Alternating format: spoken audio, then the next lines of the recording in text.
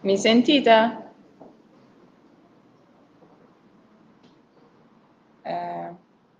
L'audio al massimo. No, no, sono loro che anche devono mettere. Felicia, mi senti? Non E ti il tuo sentiamo. audio, attivalo. Non ti sentiamo però. Prova adesso. No, non ti sentiamo, non la sentiamo. Qui.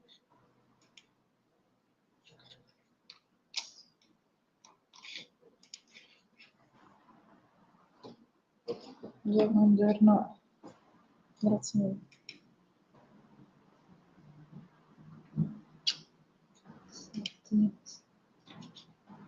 Audio.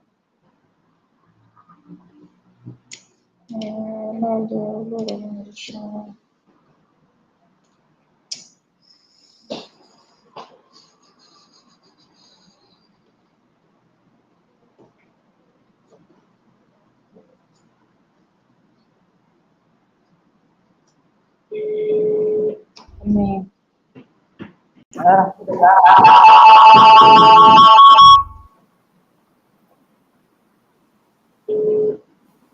Feli, non ti sentiamo. No. Andrew non mi risponde. Andrew, ci sei? Io ci sono e vi sento. Andrew? Mi sentite? No, non sentiamo nemmeno, cioè non sentiamo. Loro sentono noi. Noi non sentiamo Noi loro. Nonostante, vabbè, adesso hanno un attimo spento il microfono. Prima c'era. Andrew, parla? Sentite? Ora sì. Ah, sì. Andrew, sì. You control the volume here, right? Fili, prova a parlare. Andrew lo fissare sentiamo. qua. Sì, ok, perfetto. Sì. Perfetto. Ok.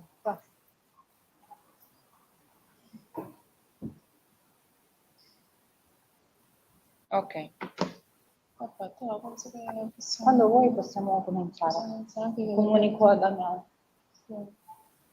Aspettiamo giusto. Senti, ti lascio lavorare, io mi metto. Sì, grazie mille. Qui. No, aspetta, Ah sì, il tuo, scusami, lo prima che fosse mia. Perdonami. Ti ho messo il programma già qui. Ok, perfetto. Per caso. Vabbè, sì, tanto me lo sono. Ok. Un attimo se stare in piedi. Aspetta che mi dai l'ok, così poi comunico a Sì, Damiano. sì. Anche perché la stanza lo permette. Quindi poi per presentare io andrò qui. Ok, loro vedono lo schermo. No, devi fare condividi. Lo posso fare direttamente così e poi presentazione?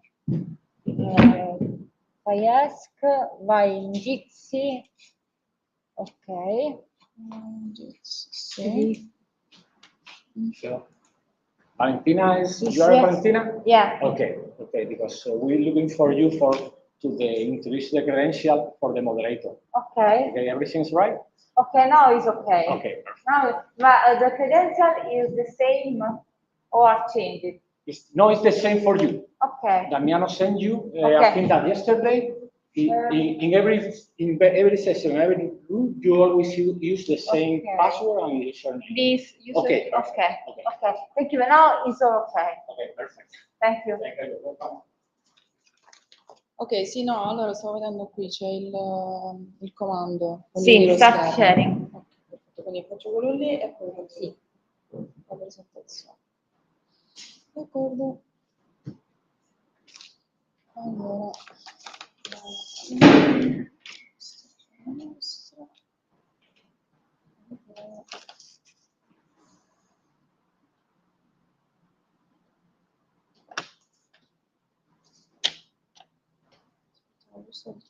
anche perché c'è l'ultimo presentatore che mi ha detto che dovrebbe tardare un pochettino. Però noi siamo passati. Sì, assolutamente. Mi ha scritto da mail 10 minuti fa. Nel senso quindi... che sul calendario che c'è scritto.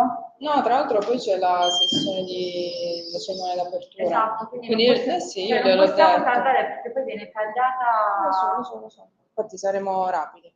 Ok, Quindi io inizierei. ok, comunico. Okay. So, good morning. Do you hear me? Perfect, yes. Okay. Perfect. So, good morning to everyone. I'm Deborah Nelli, a research fellow of the Polytechnic of Bari, and I'm going to be the chair of this session. The session is composed by two workshops. The first is the socioeconomic and environmental models, organized by Pierluigi Morano, Francesco Tajani, Paola Moruso, and Marco Locurcio. And the second is called Smart Tourism, and is organized by Giuseppe Borruso, Silvia Battino, Ainhoa Amaro Garcia, Maria del Mar Muñoz Leonisio, Francesca Cresna, and Ginevra Balletto. So the session consists of two workshops, and in the first part, three research from the workshop entitled "The Socioeconomic and Environmental Models for Land Use Management" will be presented, one of which in presence, and the remaining two in virtual mode. The second part of the session will be dedicated to the contribution presented in virtual mode for the Smart Tourist workshop. Now I'm going to check if there is at least one presenter for each paper, and the order I will say is that of the presentation of the papers. The first paper is entitled "Analysis of the Difference Between Asking Price and Selling Price in the Housing Market." I'm going to be the presenter with this research. The second paper is an evaluation methodology for the feasibility analysis for energy retrofit investment, and the presenter will be Andrew Doko. Andrew, are you connected? Yes. Perfect. The third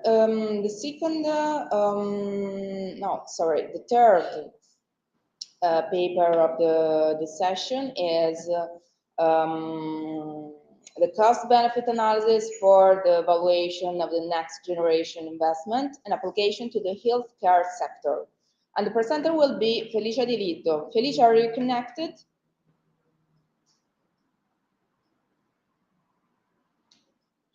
Felicia? We can't hear you again. Something has changed from the last time that we hear you.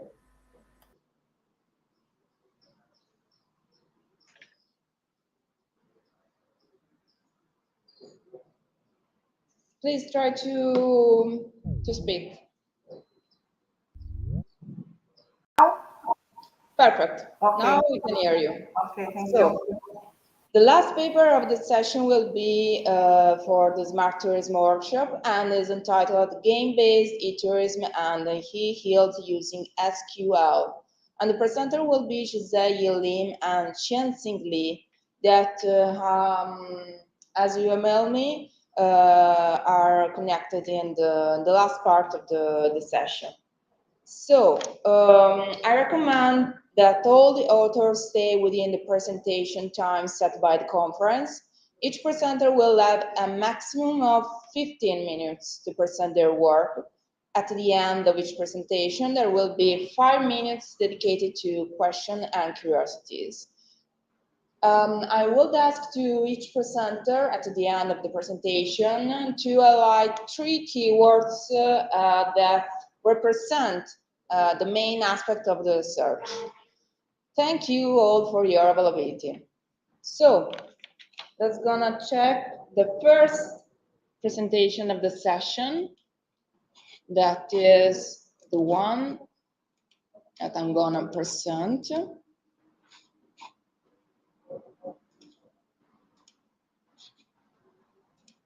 Can you see the presentation, please?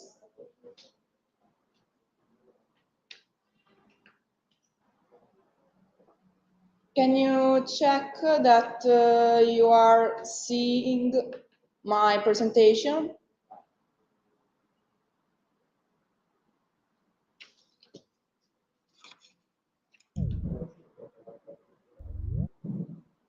Yes, Deborah. Okay, perfect. Thank you so much.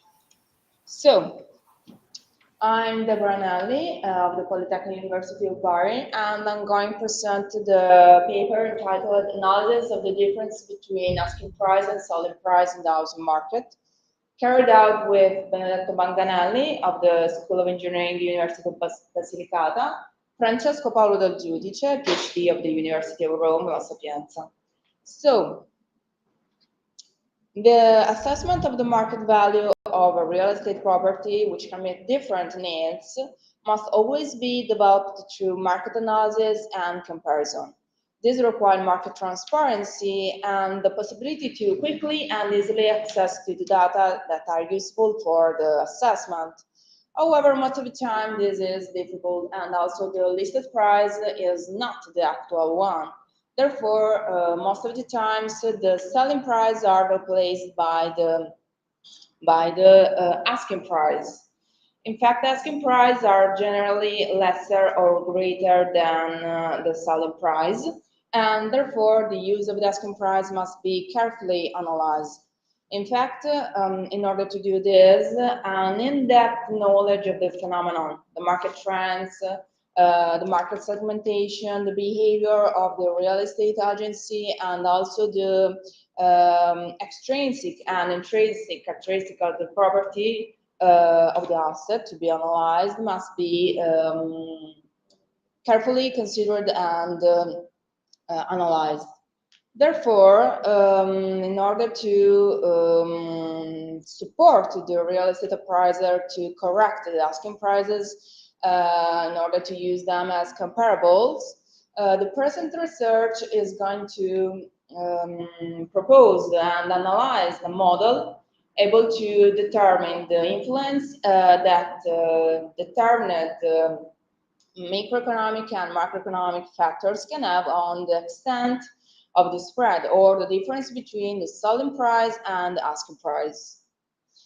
From the literature, the thematic, the issue is not so considered, and most of the times the most important issues is related to the time on market.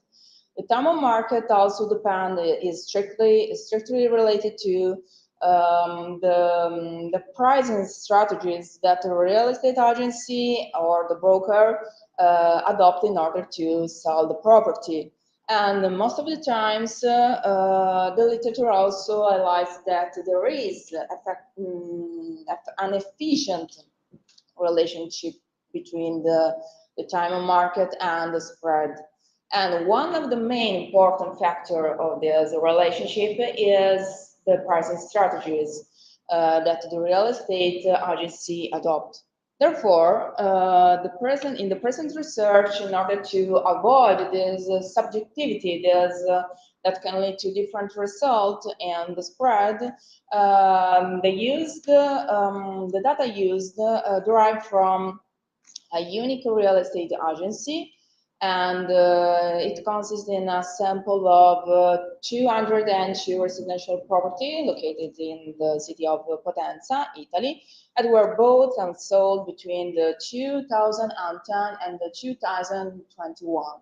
The extent of the temporal interval in which data fall made it possible to capture the effects of macroeconomic factors on the spread.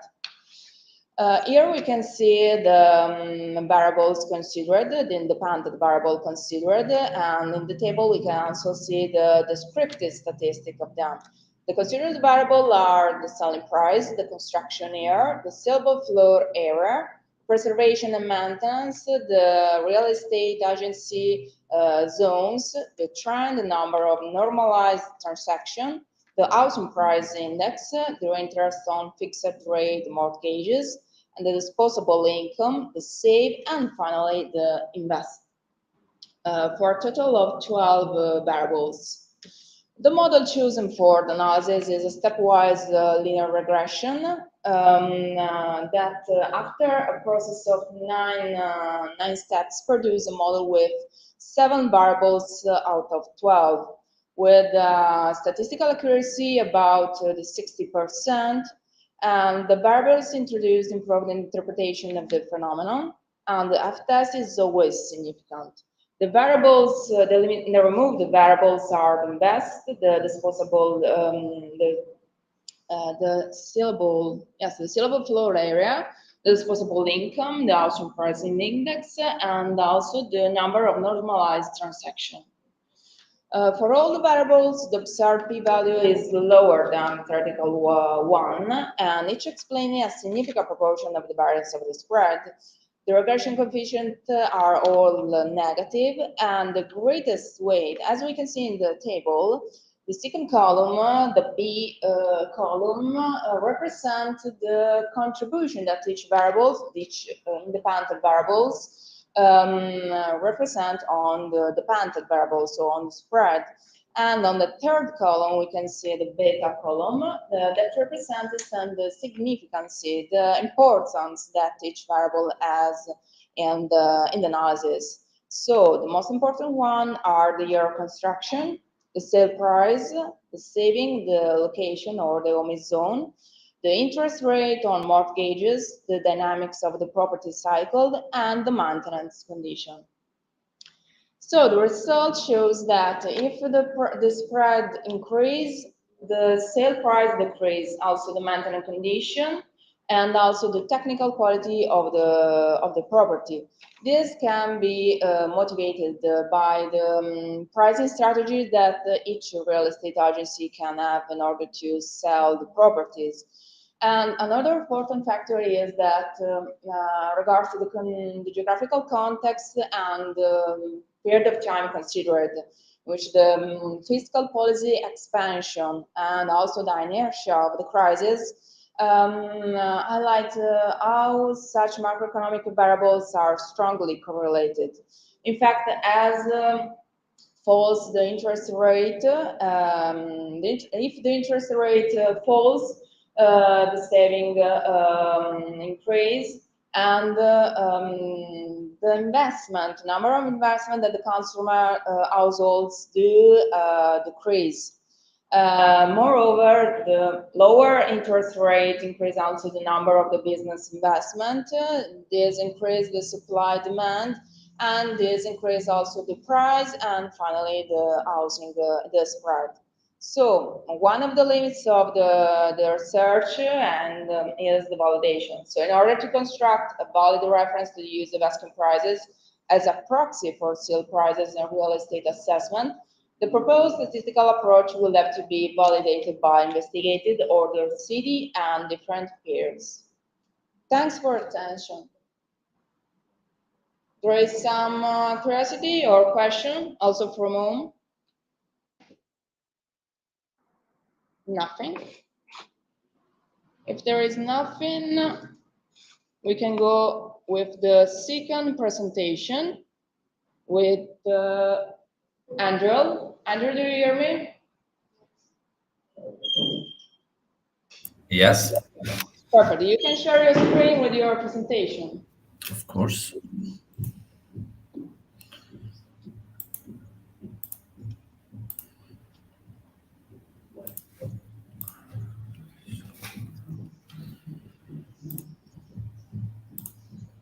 Do you see? Yes, perfect. You can start. Now you have 15 minutes. Okay, thank you. In this talk, a model for evaluating the economic benefits associated with energy upgrading interventions is presented. The application concerns the existing buildings stock of the Italian territory, and in particular, the study analyzes the city of Bari. The study discusses the definition of the objectives and the main practical implications of the evaluation model, introducing the critical issues and potential of the starting conditions, and then applying the analysis case study, framing the conclusions and future developments of the present research. The aim of this study is to define a model for evaluating the economic benefits in terms of the convenience of the operators involved, generated by energy upgrading interventions, conducted through the use of the 110% super bonus incentive.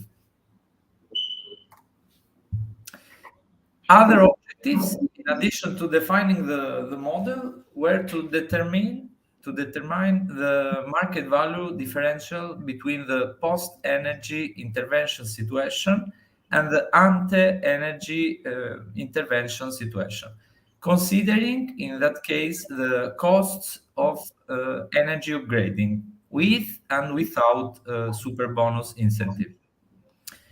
At the output level, this study developed an information database in the form of an abacus that gives all information about the convenience situation. The research is intended to be a support tool for two main groups. On the one part for private operators, by going to identify urban areas for which there is a greater convenience in implementing energy efficiency interventions, and clearly having greater control of the investment risk. And on the other part, for public entities, going in this case to enucleate the areas where the current incentive of the super bonus generate excessive benefits, or even is not sufficient to guarantee the feasibility of the intervention. In this case, the research aims to be a useful tool for calibrating incentive rates according to the territorial context considered.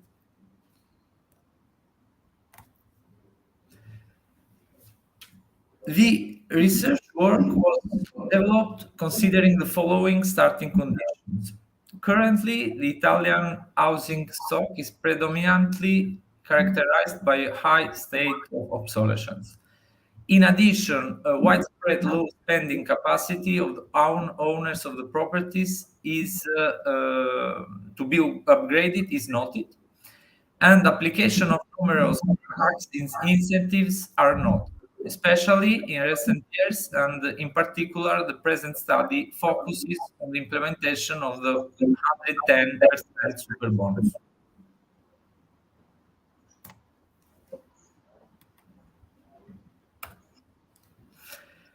This case study was organized by 5 phases, defined as follows, and which will be briefly commented in the next slides.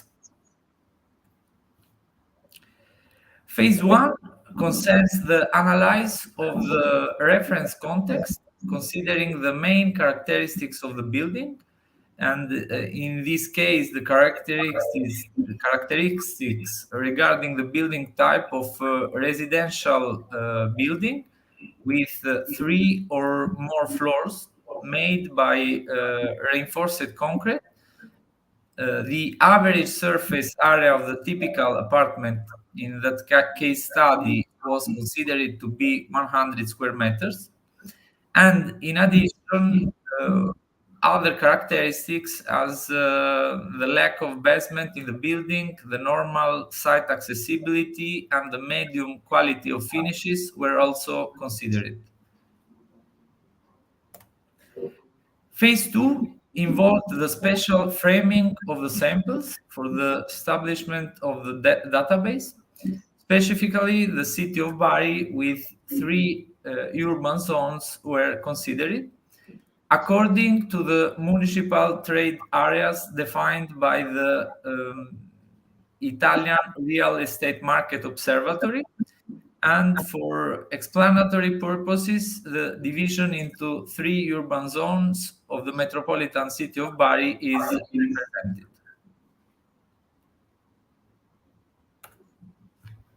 In the third phase, unit costs for renovation were analyzed. This phase is found to be particularly interesting in the analyzing process of the typical interventions that are required for the implementation of the Superbonus. For that purpose, the research identified the analyzed unit costs for energy brigading through estimated metric calculations.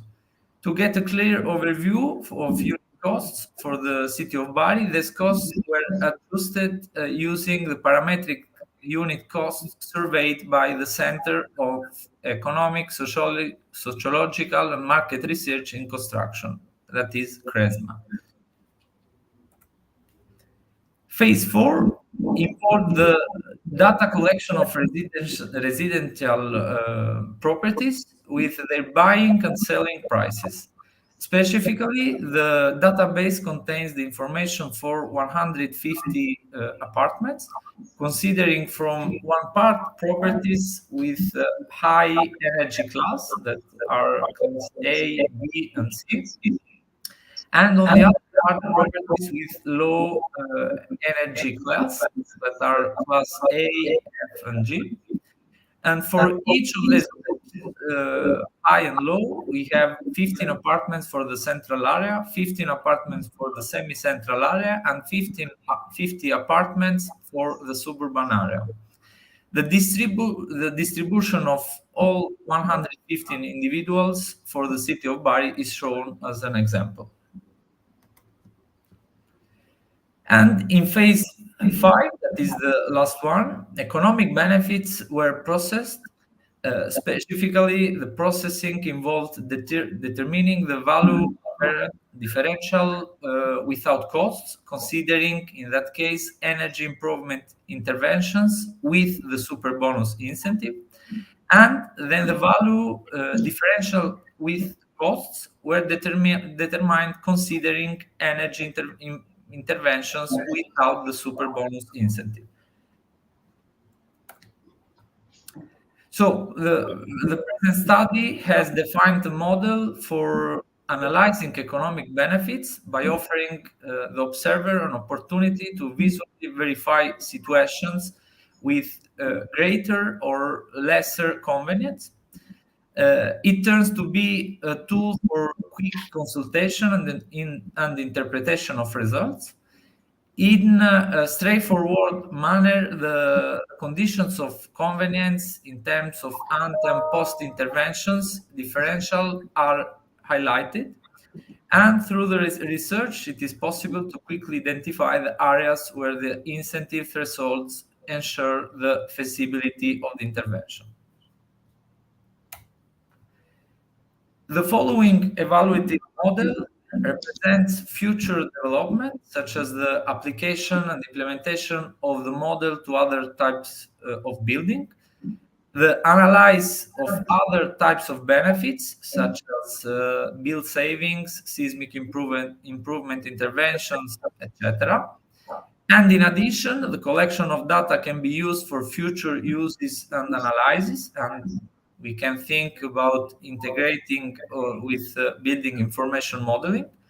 And clearly, use of the evaluation model with the defined methodology could also be applied in other international spatial contexts. Thank you for your attention. Thank you, Andrew. I should ask you 3 keywords that represent your research.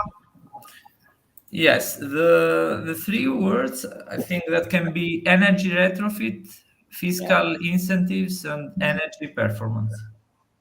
Perfect. So there are some questions at home or in presence here on the research presented by Andrew.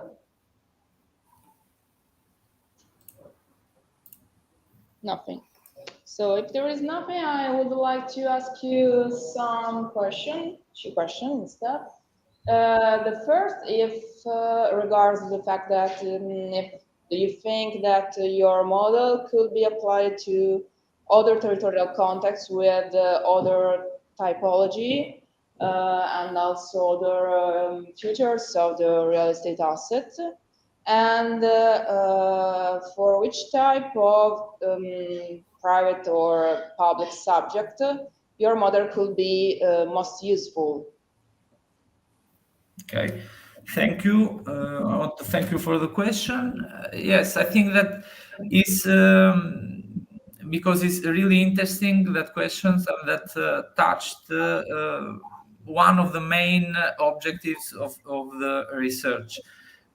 Firstly, I think that the research can be, of course, valuable and useful for all private sector operators.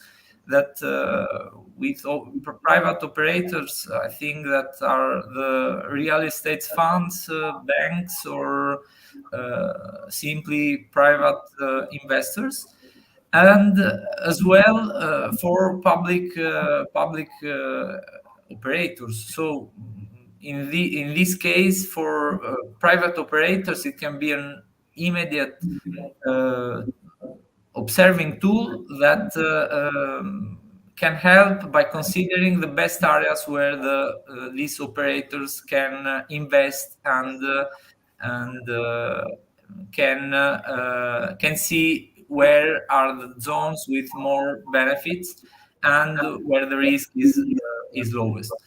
And for public entities, on the other part, I think that is really more interesting, since the 110% super bonus provides for more than 100% of reimbursement of interventions. So as you can imagine, there are localities in that case in Italy and Bari, and especially in Italy, for the central areas where the energy improvement of the interventions produce very high benefits. So we can evaluate to 20 or 30% more than market value of the precedent situation.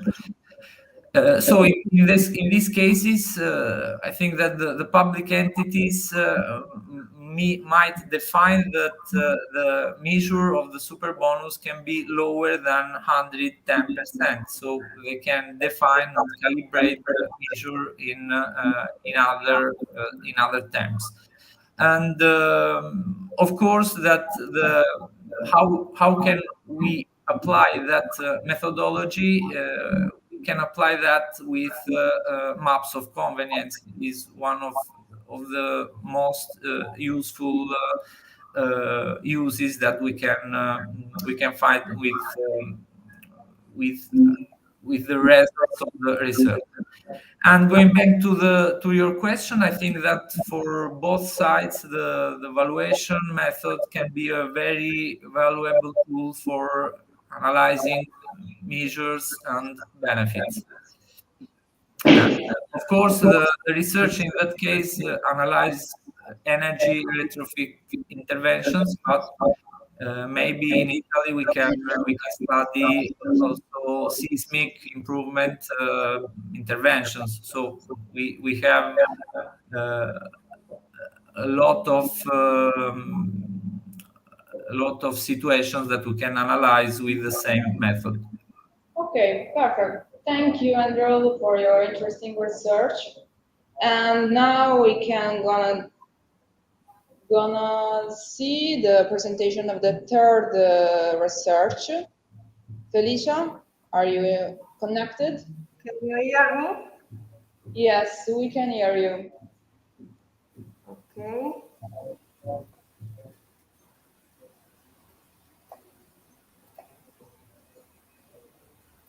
Can you see my screen? Yes. Okay. Now you have Thank you. 15 minutes. Okay, thank you. Good morning. Thanks for the presentation. The present research entitled "The Cost-Benefit Analysis for the Validation of Next Generation European Union Investment and Application to the Healthcare Sector" has been written by Professor Locuccio, Professor Morano, Professor Tajani, PhD Bortone, and me.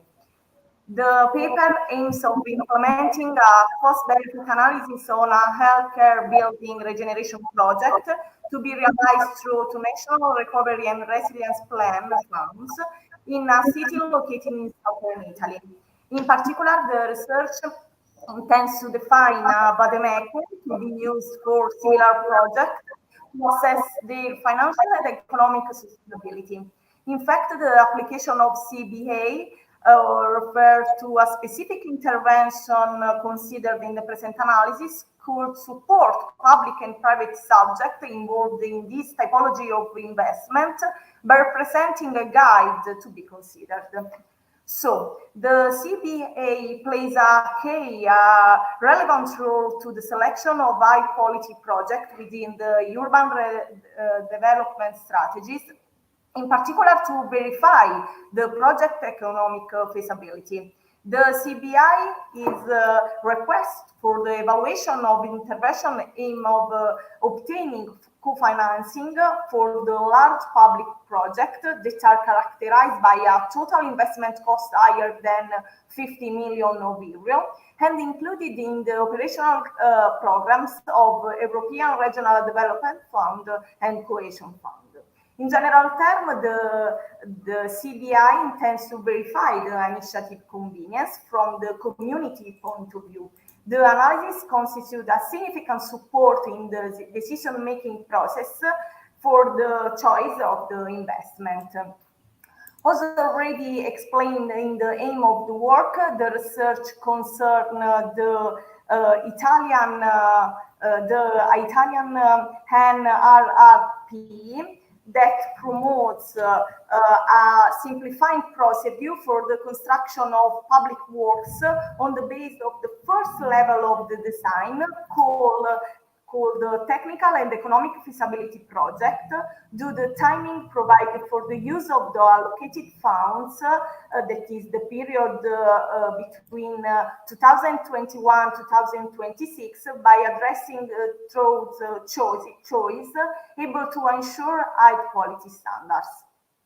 In this sense, the guidelines for the drafting of the technical and economic feasibility project to be put out to the awarding of the public works contracts and highlights the relevance of the CBR as the main methodological tool to support the project selection among different design solutions given set objective. The CBR orients the decision among different solutions in all stages of the project life cycle. For example, to forecast the project effects, so it is an ex-ante analysis.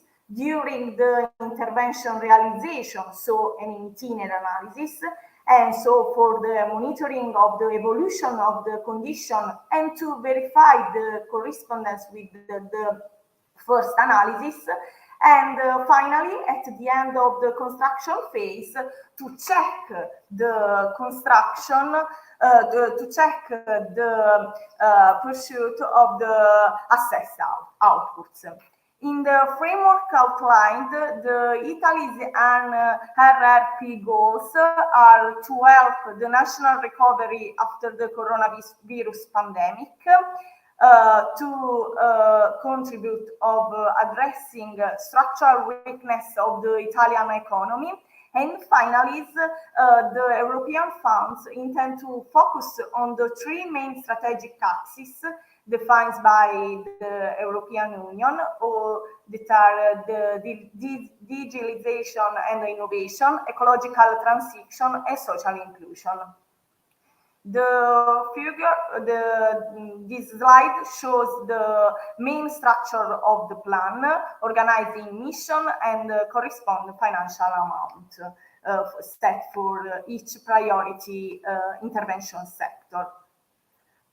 In the present research is part of the framework of structural reform and investment plan by NRRP within the Mission 6 that aims to strengthen prevention and health service on Italian territory, to modernize the health system, to ensure equity in access to care. The mission is divided into two components. There are two different investment lines. The first related to the proximity networks and facilities in order to improve the services on the territory, and to are a valid integration with all social and services. Whereas the second one refers to the innovation research of the National Health Service for a renewal of existing technological structure. In general terms, the emergency caused by COVID-19 pandemic has pointed out the need to improve the national health system capacity to provide valid services in terms of quality level of supplied facilities and of hospital devices that currently are characterized by a significant obsolescence phase. So the case study. The case studies concern a project aimed at the functional reconversion of buildings through the realization of a healthcare called Health House 2.0 that intends to overcome the standard idea of hospital care through three different complementary action lines. The first is the optimization of healthcare services. The second is the creation of a research, development, and innovation infrastructure. And the third is regards the prevention culture spread. The assessment investment costs are equal to 12 million euro and include the property enhancement and the installation of hospital equipment. The promoter of the intervention is a scientific hospitalization institute and different public and private partners. So these are the several goals of the intervention. In particular, the initiative aims to improve the research activities carried out within the national health system to contribute of the development of the technical, professional, digital, managerial skills of the health system staff, to promote the knowledge progress related to the health issue, to develop advanced innovation processes and services, to strengthen the collaboration among research, innovation, education, and business sectors, to activate new works. Starting from the different intervention goals, the demand is articulated on several points of view that correspond on the target groups, so enterprises, researchers, students, and academics, and population. In the present research, an option analysis has been carried out to identify the preferred solution among three different options. Therefore, the analysis is focused on the preferred solution, that is the health house. Well, the financial analysis. These are the main implementation phases of the cost revenues analysis, by recalling that is developed from the point of view of the private investor involved in the initiative. So for the estimation of the financial discount rate, so the phase one, the weighted average cost of capital, that is the average of the cost of equity and debt, has been calculated. The assessed financial discount rate is equal to 4.86%. The construction cost has been already defined, equal to 12 million euro. The operating cost instead concern the equipment maintenance and replacement cost. The revenues have been assessed according to a gradual trend, so 40% in the first year, in which the activity is operative, 60% in the second year, 18% in the third year, and 100% from the fourth year. The tariffs used for the revenues quantification, so research services and licenses obtained from the patents marketing, have been estimated with reference to the European center and assuming an increase in visit per day connected to the increasing in the diagnostic equipment. The financial profitability and sustainability has been verified through the financial net present value and the financial rate of return. These indicators have attested the initiative financial convenience. The CRI, so the cost revenues analysis, constitute a step of the cost benefit analysis, whose main steps are reported in the slide. First of all, the social discount should be calculated. Then, starting from the cost and revenues of financial analysis, the conversion factors should be applied in order to obtain social cost and benefit to be included in the analysis. Then the externalities and benefits should be evaluated, and finally the economic performance of the project can be analyzed. The social discount rate considered in this analysis is equal to 5%. It is consistent with the reference provided by the community guidelines. The conversion factors have been borrowed by two official sources, UVAL and the NUV guide, and they allow to transforming the market prices used in the financial analysis into shadow prices to be applied in the economic analysis. The externality of the project regards negative environmental effects caused by emission of greenhouse gases. To estimate the corresponding monetary effects, the tons of CO2 generated by the investment and the corresponding unit value have been determined and multiplied. The different benefits have been assessed starting from the financial analysis, in particular by passing from the revenues to the increase in profits corrected by market distortion. Then the marginal social values of the scientific publication and the positive effect for young research and students involved in the project related to the skill that help in future job collocation have been determined. Finally, the benefits related to the improvement of health condition of the population have been estimated through willingness to pay method.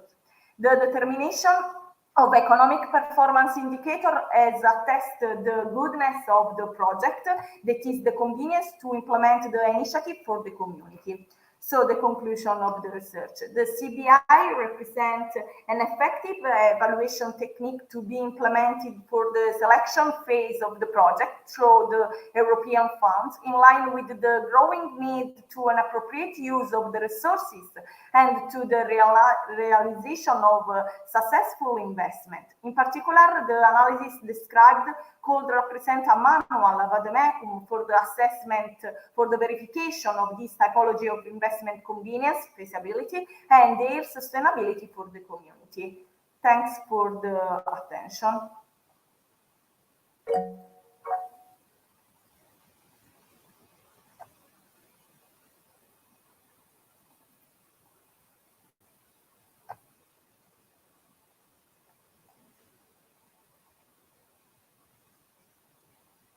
Can you hear me?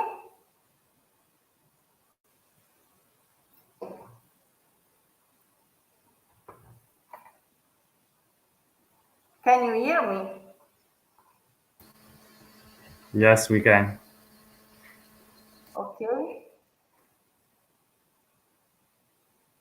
Deborah, I can't hear you. Sorry, we have the microphone off. Now you can hear me? Yes. Sorry, I should ask you the three keywords that represent the main issues of your research. Okay, sure, cost-benefit analysis, feasibility, convenience for the community, and national RRP. Thank you. There are some questions on the research, both at home and in presence. Nothing. So if we have 1 minute, I will ask you, Felicia, one question quickly. regarding the validation of the result. Have the result been validated? Yes, risk analysis has been carried out. In particular, different scenarios, pessimistic and optimistic, have been determined in order to identify the critical variables that are those variables whose variation could cause the relevant variation in the outputs. And so sensitivity analysis has been developed in order to validate the results obtained. Okay, perfect. Thank you for your valuable contribution to the research. And now we're gonna hear the last presenter of the session, Qian-Sing Lee. Are you connected? We can't hear you.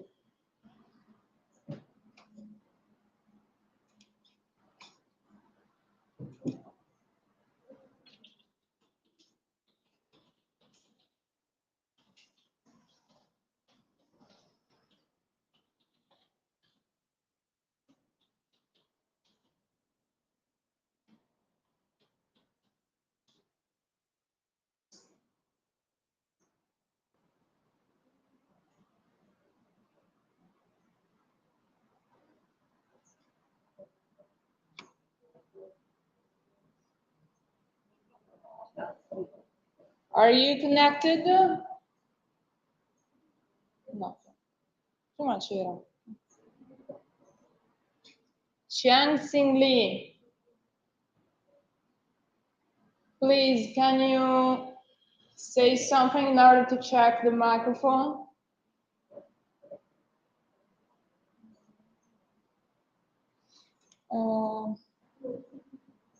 Open your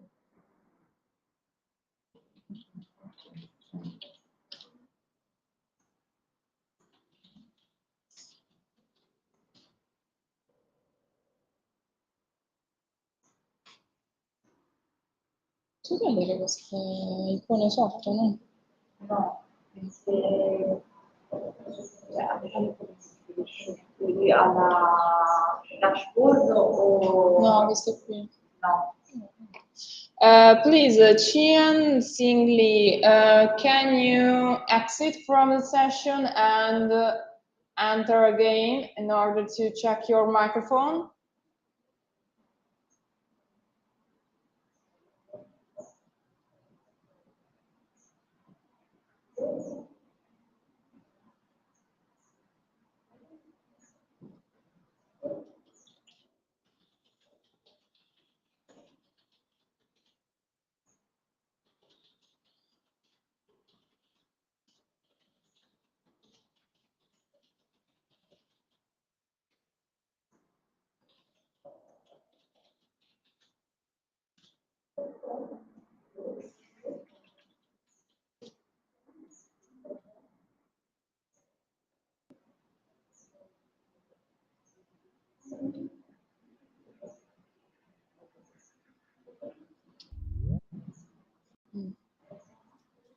Hello.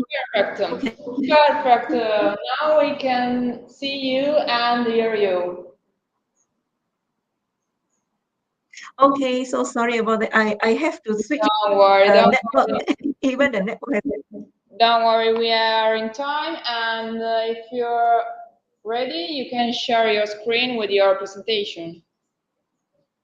Yes, thank you very much. So sorry. So sorry. Thank you. Okay, I'm going to share my screen.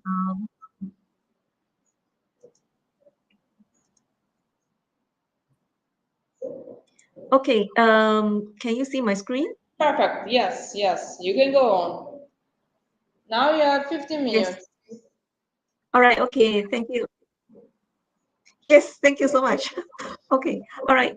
So my deepest apologies again for the delay. So without further ado, let's start. Okay. So my student is C. Lim. okay, he's currently in the industry and therefore he couldn't make it for this presentation, but I will be presenting. So the title is Game-Based E-Tourism E-Health Using SQL, right? And as everybody knows, during the COVID-19 pandemic, there was the MCO, and the effects on the Malaysian tourism revenue was very, very drastic. So you can see over here that this was initially 86,143, whereas, you know, in 2020, once the pandemic hit us, then it went down to 12,688. So it was really very, very serious. So some of the efforts in order to continue with tourism efforts were using 360, using Zoom, using YouTube, and some even develop um, new software, new systems in order to be able to superimpose very interesting and attractive places and then put their own pictures on these attractive places. But then, of course, that may not be able to sustain for long, and therefore some researchers they suggested that maybe what we should do is actually to look further to other pastures, then try to integrate other aspects of revenue streams into e-tourism. Okay, so this Edmonds and Smith suggested that maybe we can have location-based learning, mobile learning, digital storytelling, as well as gamification. Whereas Balakrishnan and Griffith say that we should also have some games, just like Pokemon Go, because it was so super, super popular. And then Wang and Xian said that, yeah, we can actually have games because games are very enjoyable. And of course, it is also a means to, work towards maybe a particular dream. So Pokemon Go also enables exercise, and definitely games are, very much into enabling any form of cognitive stimulation, enjoyment, as well as exercise. And therefore, we look into problems in developing tourism games.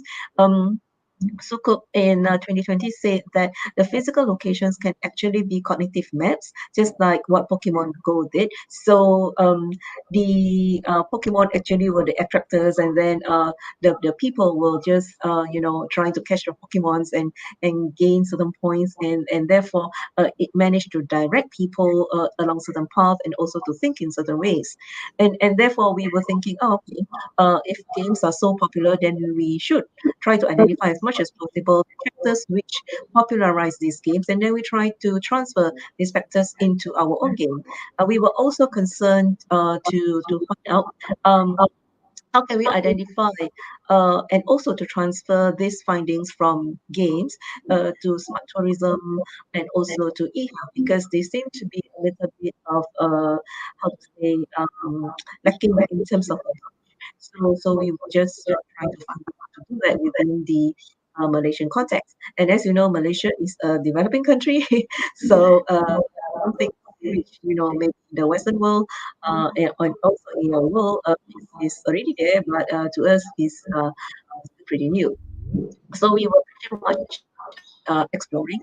Okay, and so with this in mind, and with Pokemon Go as inspiration, then we look into, maybe the first venture is to look into blocks of storytelling codes, because we were trying to emulate Scratch and see how we can use Scratch in the first place, or come up with another platform which will be able to tell a story, because well, tourism may be about stories, just like TikTok and also Instagram are so successful because they tell stories. And then we look at Reddit's pixel art, and this is art, and then we find that actually if we can turn the cognitive map into tiles, it may be easier because we don't have people to go around, and it's not possible to go around during lockdown. And then we look also at Wang and Xie, and they say that actually the location can bind people because of memories. So we were thinking, okay, the next question is, if there are too many memories, what are we going to do? How are we going to find all these memories, and how are we going to organize these memories? So it was a big problem in that sense. And then because of this, we actually tried to develop a game where we will be the memories of people with regards to a particular real-time location, and then we will be able to emulate kind of pixel art, okay, and therefore whoever is able to take control of that particular tile can not only in or type in, okay, their memories, okay, the experiences of that place, but they can also, with sufficient points and gold points, they will also be able to take over, and then they will be able to, change the color of that particular tile. So we were actually inspired by, the previous success stories earlier on. Okay, so what we see over here is that the players will be able to browse virtually an area in a real world map, and then yeah, based on what they browse, okay, say for example, it is in Italy, okay, and therefore, in Italy, there will be very, very attractive places, okay, and then choose a particular tile and then read the memories that others have already put in there, okay, so memories are supposed to be, how to say, more personable, okay, compared to reviews, and then after that, we also are able to not only read but also to play a mini game in each of the tiles, and then by playing these mini games, we will be able to earn in-game currency, which are called gold. And by accumulating all this gold, then possibly, okay, if they want to, they can even claim ownership of the tiles. This is a little bit like Monopoly here, okay. And then they will be able to change the players to the avatar, and then they will also be able to choose from 14 different colors in order to color the tile in their own way. So in a way, it is like competitive, okay, but in a way it's also supposed to be fun, okay, and also memorable. So over here we see that, in order to avoid overcrowding, that's why we try to implement SQL, and because yeah, we were not able to, how to say, ensure that there will be no more COVID and there will be no more, lockdowns, and therefore we try to repurpose this system for e-health, because if we are able to, how to say, replace the objects with some other objects, and then we can also change the gameplay, we can scale the gameplay, then it is possible to actually carry it out in smaller dimensions. Okay, so of course this will be some of the factors, okay, which we identified as popularity factors. So we look at Pokemon Go, Minecraft, The Sims, Yu-Gi-Oh, as well as um, our own pixel map. Okay, so you can see over here that collecting assets is quite popular, and then world building and customizing simulation is also quite popular, and then competitive is definitely in, especially for the younger generation, and exploration is also very in for the younger generation, and therefore based on this prior work, we decided to have this. And the methodology that we applied was incremental iterative prototyping methodology, and because it is supposed to emulate Pokemon Go to a certain extent, therefore it is supposed to be multiplayer, and therefore it will involve distributed processing. Okay, in terms of design, there is the technology acceptance model 1, 2, and 3. We also use Nielsen heuristic evaluation, and also Schrepp, Index, and Tomaszewski's user experience. And then in terms of development, so we have the XAMPP SQL to handle the player and tiles data, and also the game engine is Unity PHP. So as in any form of incremental iterative methodology, so we did our alpha testing as well as our beta testing. And during the alpha testing, this was what it looks like. So it's supposed to be, pixel map, right? So emulating the Reddit's pixel art, and therefore this was what we envisioned it to be roughly. And this is supposed to be, one of the mini games. This is the other mini games, supposed to be pretty short. Just enough in order to keep people, coming. And so the respondents for our alpha testing was 30. Okay, and most of them, as you can see over here, they are 19 to 23 years old, and then they have been playing games. So as you can see over here, the highest number, they are 10 years and above, and the next one is 5 to 9 years. Okay, so they are very, very experienced, because he's a gamer, and yeah, he loves games. And so all his friends and their friends are pretty much gamers.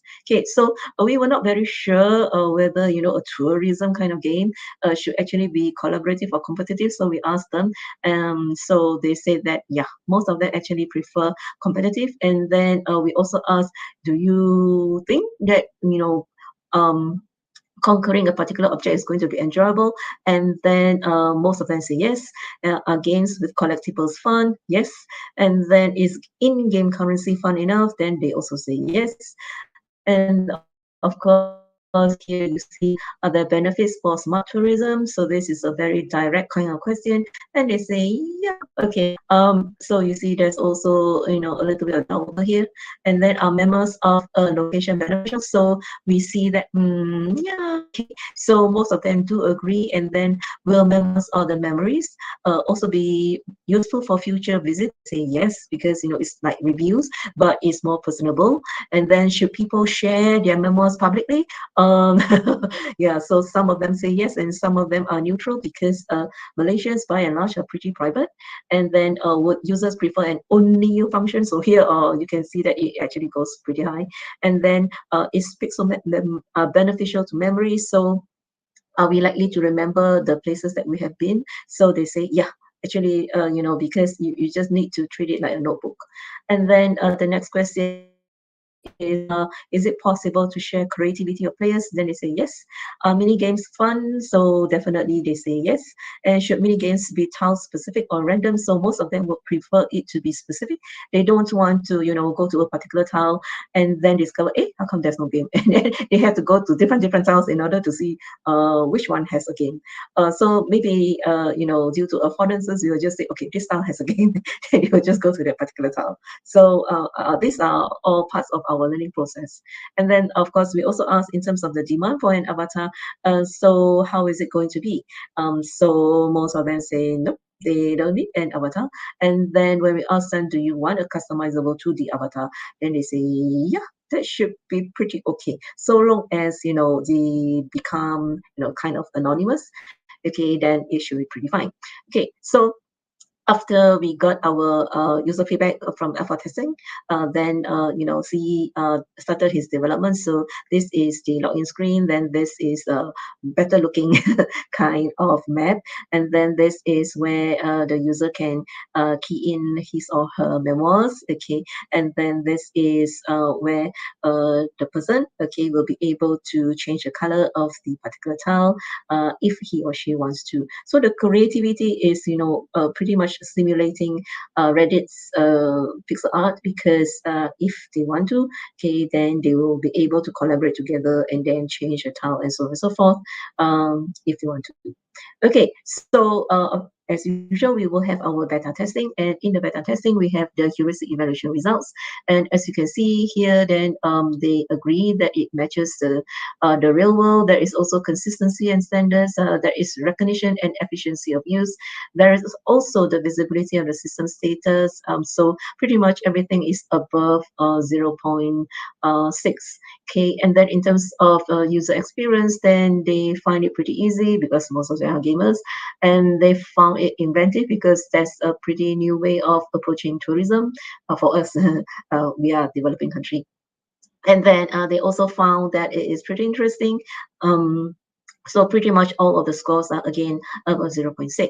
So then we look at this. So this is pretty happy kind of results. Okay, and then we also have pixel map moderately leading edge. Well, some of them say, some of them no, because it's not, maybe not as fast as those games that you would normally find, and it's more, how to say, mild. And then users find pixel map easy. Yep. And then users find pixel map sufficiently clear. Yes, also. And then probability of returning to a pixel map is pretty high, but not so high to a certain extent, because those players who are very used to games, especially the Dota kind of games, maybe they will find that our game is a little bit mild, but because it is, you know, supposed to be not only for smart tourism but also for e-health, therefore, you know, it is a little bit moderated in the sense. So this is what we think.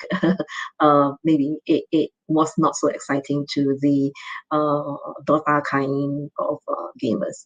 And then when we ask what players like about Pixel Map, so you can see here that they like our approach to tourism.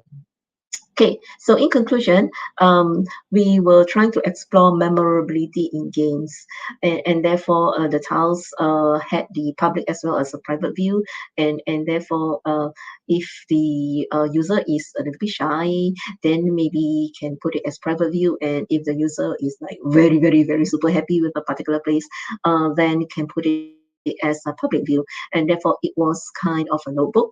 But of course, some people would prefer to have it, in terms of an image, because it's more, how to say, more exciting, more colorful.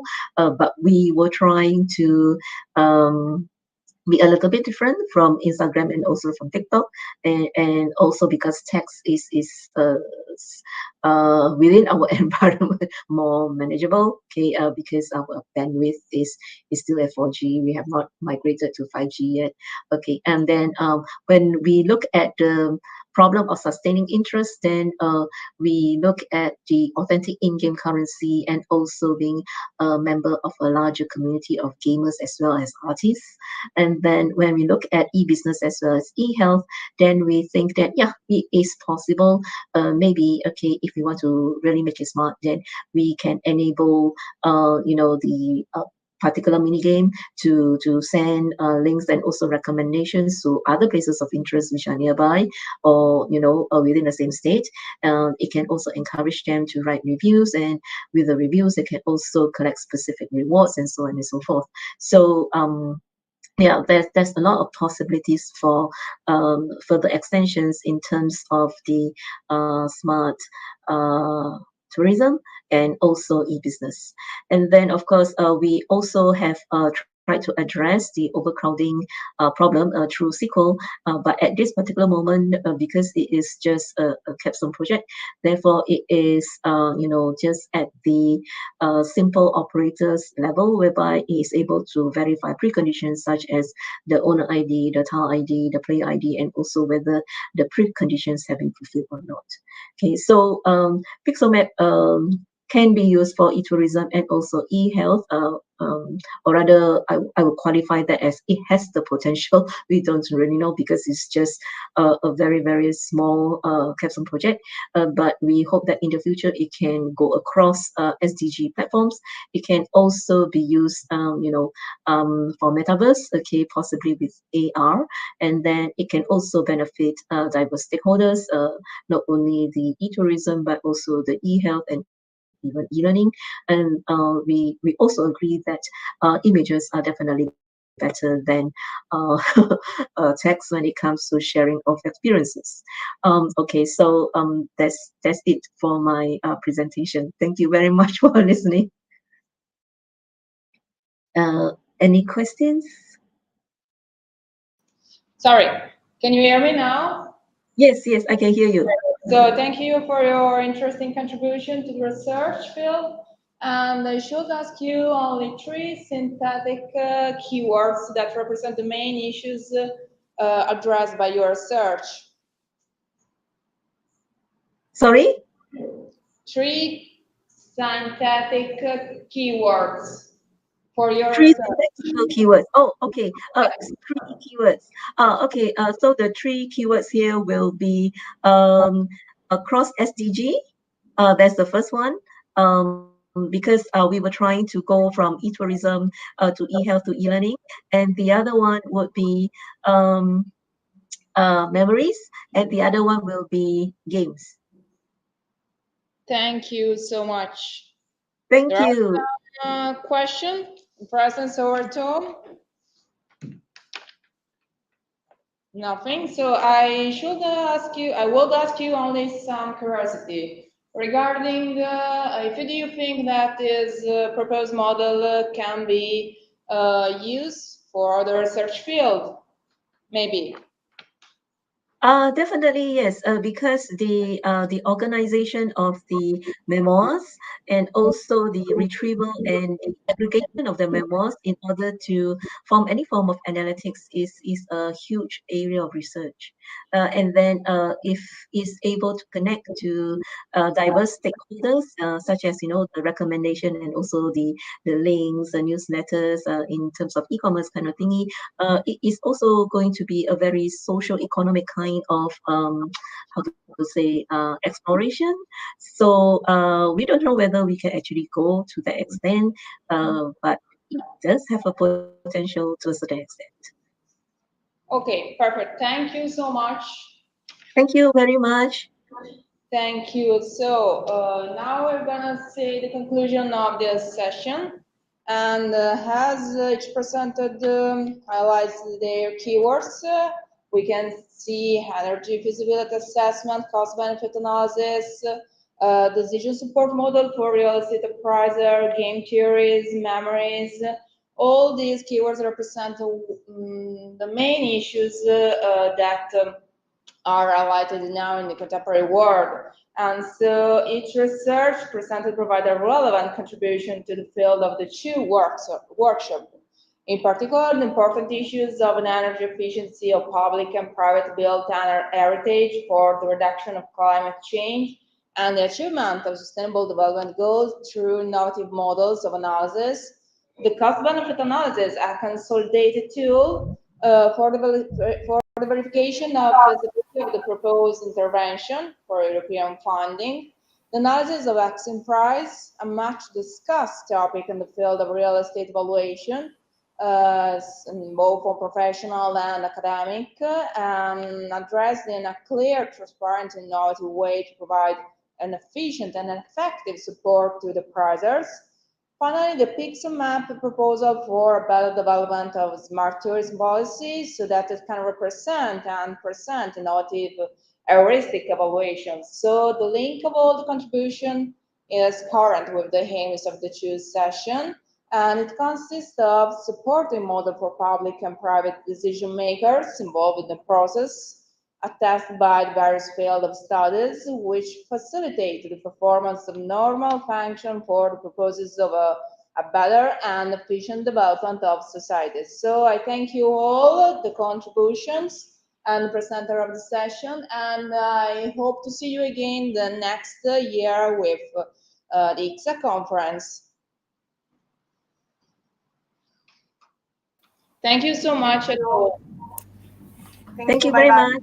Thank Bye-bye. you, Deborah. Bye. Goodbye. Goodbye. Bye bye.